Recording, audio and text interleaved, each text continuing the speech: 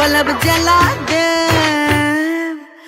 এই প্রতিবাদী ময়ূষী নারীটাকে চিনতে পেরেছেন? যদি জীবনে একবারও ফেসবুক ব্যবহার করে থাকেন তাহলে তো এনাকে চেনার কথা। এনার মতো নম্র, ভদ্র, সুশীল একটাও খুঁজে পাবেন না পুরো বাংলাদেশ। কি সাবলীল প্রতিবাদ! এনার সাবলীল প্রতিবাদ দেখে আমি ফিদা হয়ে গেছি, জাস্ট ফিদা। এত যে সুশীল, নম্র, ভদ্রতার সাথে অন্যায়ের প্রতিবাদ করা যায়, এই আপুটাকে না দেখলে আমি জীবনেও বিশ্বাস করতাম। সুশীল, নম্র, ভদ্র এই শব্দগুলোর কোনো মানেই থাকতো না যদি আপুকে না দেখতাম। আমি ধন্যবাদ জানাতে চাই এই আপুটির মা বাবাকে। ওনারা ওনাদের সন্তানকে আদর্শ শিক্ষায় শিক্ষিত করেছেন। পারিবারিক শিক্ষা যে এত সুন্দর হয় ওনাকে না দেখলে বুঝতামই না। আমি প্রধান উপদেষ্টা ডক্টর ইউনূসের কাছে আবেদন করতে চাই এই আপুটিকে মাদক নিয়ন্ত্রণ অধিদপ্তরের প্রধান বানিয়ে দিলে আমরা বাংলাদেশের মানুষ অনেক খুশি হব। এই আপুটি গাছের পাতা থেকে শুরু করে লাল পানি পর্যন্ত সবই টেস্ট করে দেখেছেন। আপনারা আবার আপুটিকে ভুল বুঝবেন না, উনি আসলে এগুলো টেস্ট করে দেখেছেন। এগুলো খেলে একজন মানুষের শরীরে কি কি ক্ষতি হয়, কি কি পার্শ্ব প্রতিক্রিয়া আছে, এই জন্য বাহ কি উচ্চ লেভেলের চিন্তা ভাবনা। মানুষের জন্য নিজের শরীরের ক্ষতি করে টেস্ট করে দেখতেছে, আর আপনারা শুধু শুধু ওনাকে ভুল বুঝতেছেন। আসলে এর আরো একটা কারণ আছে। আপুটি আসলে ছেলে মেয়ের মধ্যে বৈষম্য দূর করার জন্য